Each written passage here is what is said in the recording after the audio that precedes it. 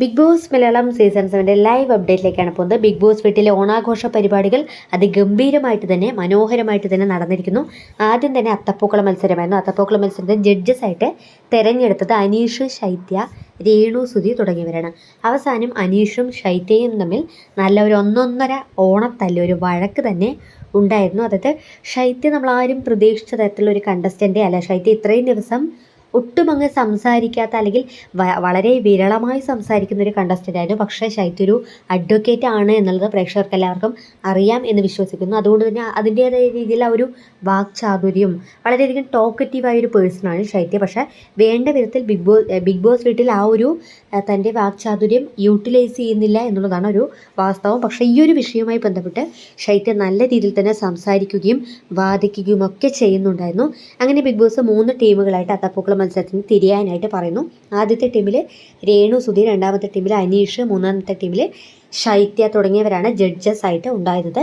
അങ്ങനെ പൂക്കള മത്സരം എല്ലാം കഴിഞ്ഞതിന് ശേഷം അനീഷ് പറയുകയാണ് തൻ്റെ പൂക്കളമാണ് വളരെയധികം മികച്ചത് എന്നുള്ളത്. അപ്പോൾ ശൈത്യ പറയുകയാണ് അത്തപ്പൂക്കളം എന്ന് പറയുന്നത് തിരുവോണത്തിൻ്റെ അന്ന് 10 വൃത്തങ്ങൾ കാണണം. 1-ാം ദിവസം മുതൽ 10-ാം ദിവസം വരെ 10 വൃത്തങ്ങൾ ഉണ്ടാവണം.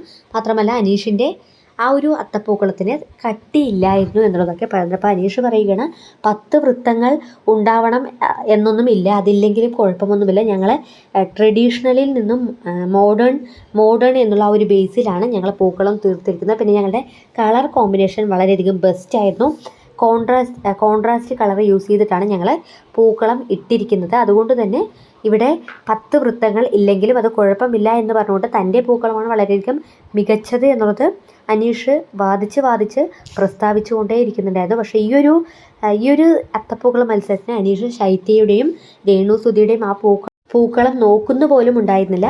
സാധാരണഗതിയിൽ അനീഷ് തന്നെ ഒരു ജഡ്ജസ് ആക്കുകയാണെങ്കിൽ യാതൊരു വിധത്തിലുള്ള പാർഷ്യാലിറ്റിയും കാണിക്കാതെ ആ ഒരു ജഡ്ജ്മെൻറ്റ് കംപ്ലീറ്റ് ചെയ്യുന്ന ഒരു വ്യക്തിയായിരുന്നു. പക്ഷേ ഈ ഒരു അത്തപ്പൂക്കള മത്സരത്തിന് അനീഷ് കുറച്ച് സെൽഫിഷ് ആയോ എന്നുള്ളത് എനിക്ക് പേഴ്സണലി തോന്നി. അങ്ങനെ അവസാനം ശൈത്യയും അനീഷും തമ്മിൽ നല്ലൊരു രീതിയിലുള്ള വാക്ക് തർക്കം ഉണ്ടാകുന്നു. അപ്പോൾ ശൈത്യ അനീഷിനോട് പറയുകയാണ്, അതായത് അനീഷ് പറയുന്നുണ്ട് ട്രഡീഷണലിൽ നിന്നും മോഡേൺ എന്നുള്ള ആ ഒരു ബേസിലാണ് ഞങ്ങൾ അത്തപ്പൂക്കളം ഇട്ടത് എന്ന് പറയുമ്പോൾ ശൈത്യ പറയുന്നുണ്ട് അങ്ങനെയാണെങ്കിൽ എന്തിനാണ് ഇപ്പോൾ ഈ ഒരു ട്രഡീഷണൽ വെയർ ധരിച്ചിരിക്കുന്നത്, ജീൻസും ടോപ്പും ഇട്ടൂടെ എന്നുള്ളതൊക്കെ പറയുന്നുണ്ട്.